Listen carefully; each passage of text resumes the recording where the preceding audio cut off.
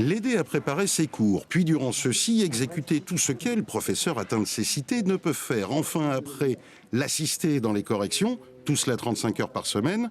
Voilà ce qu'un accompagnant de professeur en situation de handicap, un APSH, permettait depuis 6 ans à Sultana Neziri.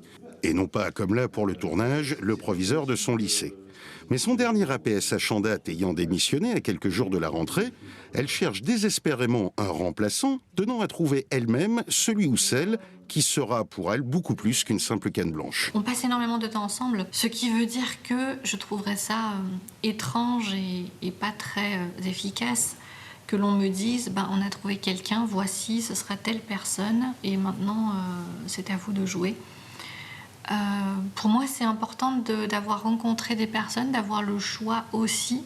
Son proviseur et l'Éducation nationale l'assistent bien sûr dans ses démarches, mais les cas sont si rares, 10 en Haute-Vienne sur 3500 professeurs, et si spécifiques qu'il n'y a pas en tant que tel de vivier ou puisé. Plus encore, contrairement aux AESH, les accompagnants d'élèves en situation de handicap, il n'y a pas de formation attitrée. Il y a un diplôme qui est la voie naturelle d'accès à la fonction d'AESH. Majoritairement, nos AESH n'en disposent pas forcément. C'est pour ça qu'il y a une formation initiale et continue qui est mise en place. Pour les APSH, le besoin est extrêmement rare, vous le soulignez. Donc la formation, elle est plutôt continue et en duo et en binôme avec l'enseignant. Pour Sultana Neziri, la situation semble enfin se décanter en ce 12 septembre. Mais au-delà, c'est la question des APSH qui mérite réflexion. Il y a en Haute-Vienne 1500 élèves en situation de handicap et l'exemple de cet agrégé d'anglais prouve que malgré les obstacles, l'enseignement ne leur est pas fermé.